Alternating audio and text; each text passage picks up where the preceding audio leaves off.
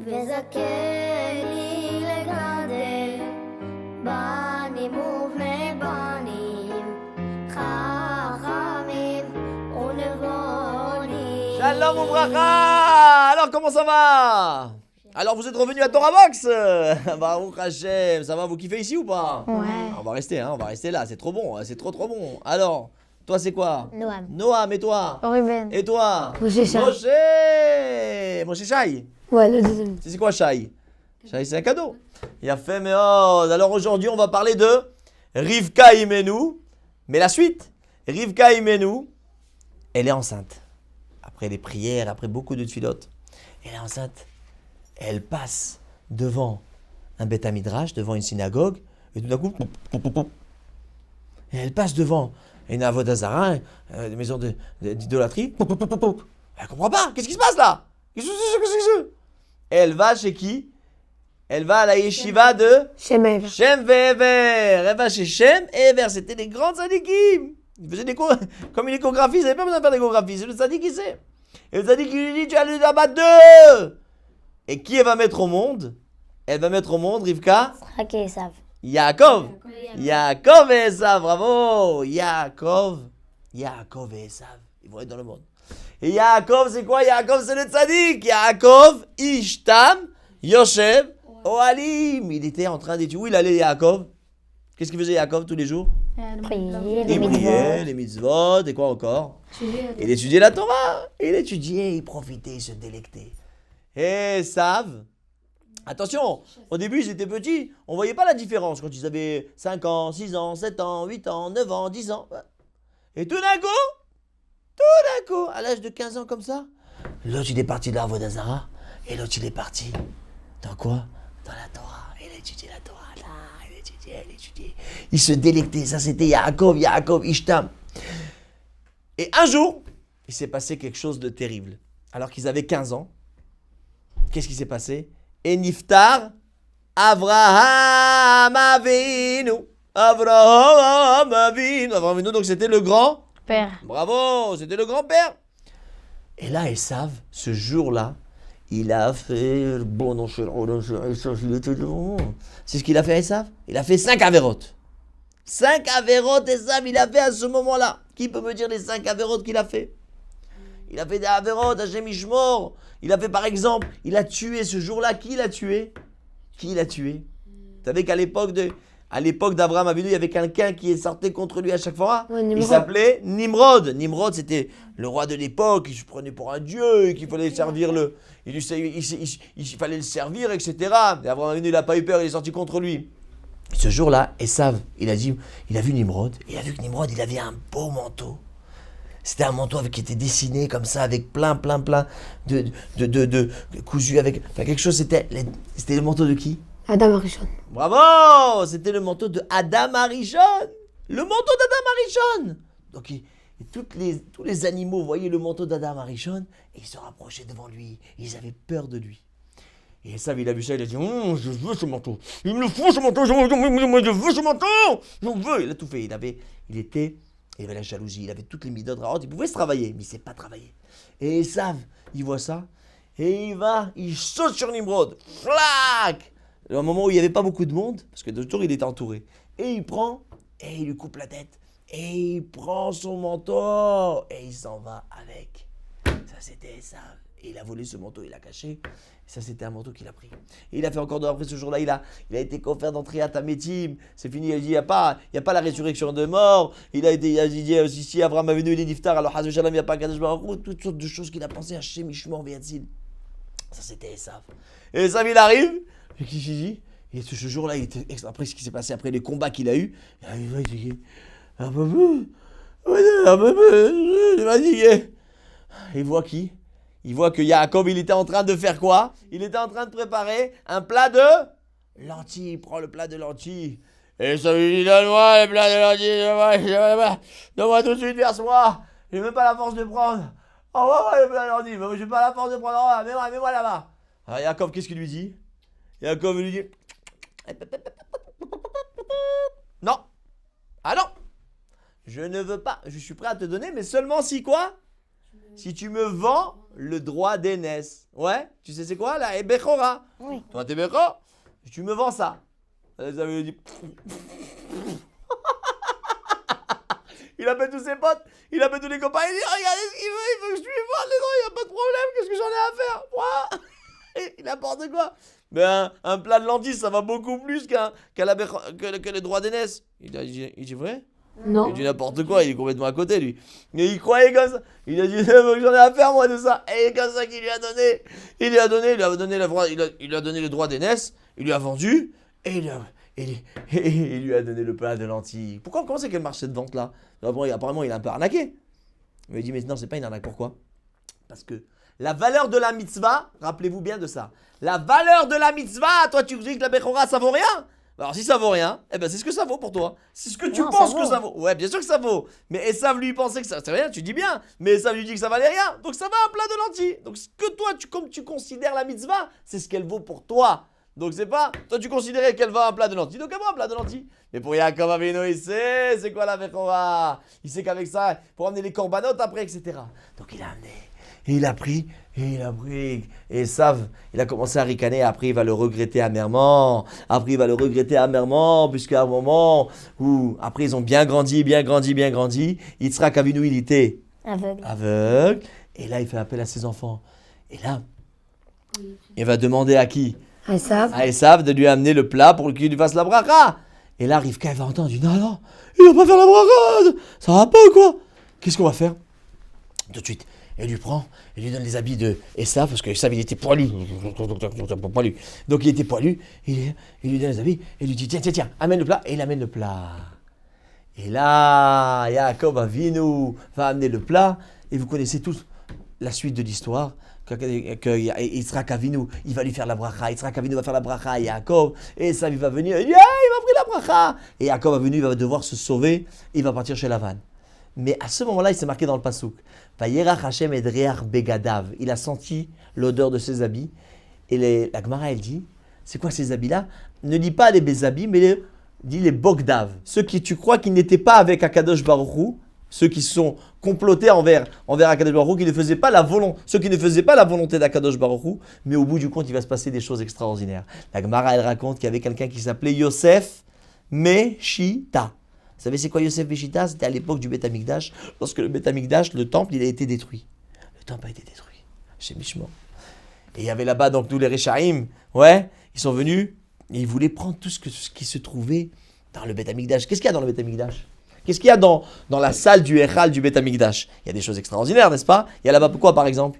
Il y a là-bas la Menorah. Qu'est-ce qu'il y a encore? Il y a l'Aaron Abrit. Ouais, bravo.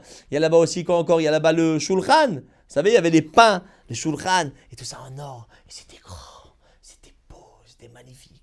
Et malheureusement, ils ont détruit. Mais il y avait là-bas ces ustensiles qui étaient tellement chers et tellement de valeur inestimable. Mais non, ils avaient peur de rentrer là-bas parce que c'était le palais d'Hachem. C'est le palais d'Hachem. Comment on peut rentrer dans le palais d'Hachem? Ça va pas ou quoi? On va pas rentrer dans le palais d'Hachem. Et ils ont dit alors à un juif, les goïms, ils ont dit à un juif, rentre-toi et regarde. Le premier ustensile que tu vois, il est pour toi. Il est pour toi. Le premier ustensile que tu vois, il est pour toi. Lui, maintenant, personne ne voulait rentrer là-bas parce que c'était kadosh, c'était très sain là-bas. Tu peux pas rentrer là-bas.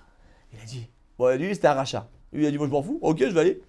Il est parti, il est rentré là-bas et qu'est-ce qu'il a pris, ni plus ni moins?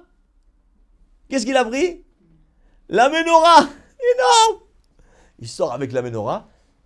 Et donc, alors il leur dit, vous m'avez dit, le premier chose que je prends, ça c'est à moi, et le reste je vais rentrer pour vous donner les autres choses pour vous. C'est un pacte, non? Je dis, ah non, attends, c'est pas du jeu. T'as pris la meilleure truc, t'as pris la meilleure chose. La menorah, c'est un truc incroyable, tu peux pas, toi t'es un type simple. Regarde, rentre encore une fois, et après, là ça y est, ce que tu prends c'est pour toi. Il dit non. Regardez ça, c'était un rachat. Et regardez ce qui s'est passé. À ce moment-là, il va dire, aïe, aïe, aïe, aïe, aïe, aïe, aïe, non, je ne rentrerai pas là-bas. Je ne vais pas rentrer là-bas. Je ne rentrerai pas là-bas. Pourquoi? Parce que ça y est, j'ai énervé. J'ai mis en colère mon Créateur une fois. Je ne mettrai pas en colère mon Créateur une deuxième fois.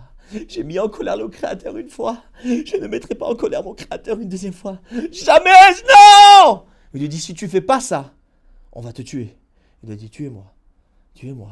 mais je ne vais pas mettre en colère mon Créateur une deuxième fois. Regardez quelqu'un qui était, il y a 2 minutes, il était quoi? Il était Machin. méchant. Et tout d'un coup, il devient l'homme qui est prêt à donner son âme pour Akadosh Baruch Hu. Est-ce que tu deviens dingue? Comment il peut faire une chose pareille? Ça, c'est quoi? Il est rentré au Beth Amikdash. Chaque juif, il a quoi? Il a une lumière. Il a une lumière que tout d'un coup, tu peux l'allumer. Et il peut devenir un homme extraordinaire. Il peut devenir un homme en un clin d'œil. Chacun, il a ce nitzotz, il a cette étincelle. Il suffit de l'allumer, cette étincelle. Il y avait à l'époque, il y avait un Admour. Il y avait un Admour, j'ai oublié son nom. C'est un Admour qui, il a fait, vous savez c'est quoi il faisait l'Admour? Ils font des tiges. Vous savez c'est quoi les tiges comme ça? Il y a là-bas une belle table avec des fruits et tous les chassidim, ils chantent. Ils chantent et tous les chassidim, ils commencent à chanter. Ismechu bemalchutecha shamre, shamre, shamre, shabbat vekore. Et tous les chassidim, ils chantent. On y va tous ensemble. Ismechu bemalchutecha. Plus fort. Shamre, shamre, shamre, shabbat vekore. Tous ensemble. Et le Admour, il dit na na na na na na na. Plus fort. Le chassidim commence. Ismechu bemalchutecha shamre, shamre. Et tout chante, ils chantent.